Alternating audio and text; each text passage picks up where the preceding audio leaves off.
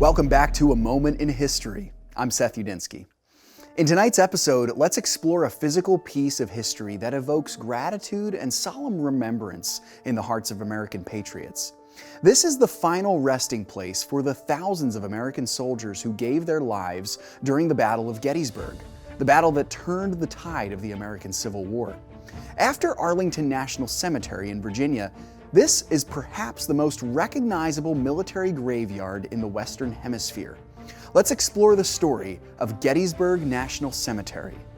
To understand the nature of this solemn place, we need to understand the conflict that first caused it to be created. The Battle of Gettysburg is one of the most iconic battles in world history. From July 1st to July 3rd of 1863, the Union Army and the Confederate Army met at the little hamlet of Gettysburg in southern Pennsylvania and nearly annihilated each other. The 3 days of brutal fighting saw over 50,000 casualties on both sides and roughly 10,000 dead. In the end, the Union Army under General George Meade drove back the Confederates under General Robert E. Lee, and this Union victory proved to be the turning point in the Civil War. Sure enough, the Union would go on to win the war less than 2 years later. Gettysburg, the formerly peaceful farm town near the root of the Appalachian Mountains, was overwhelmed by the amount of dead soldiers in the days following the battle. Residents of Gettysburg were left with the unpleasant and harrowing task of giving a proper burial to the men who laid down their lives as the bodies of those men began to decompose.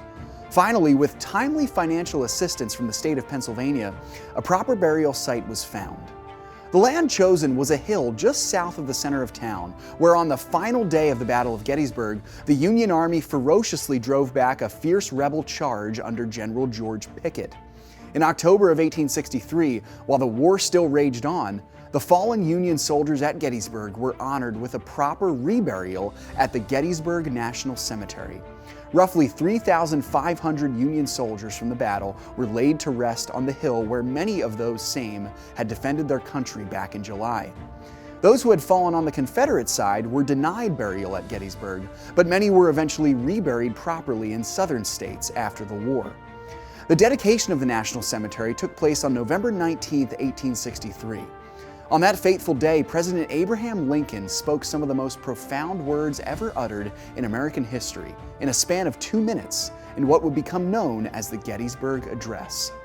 Lincoln made a promise in that speech that in the sovereignty of God would ring true, that this nation under God shall have a new birth of freedom. And sure enough, it did. Today, Gettysburg National Cemetery holds the bodies of more than 6,000 American veterans, not just from the Civil War, but also from the Spanish-American War, the First and Second World Wars, Korea, and Vietnam.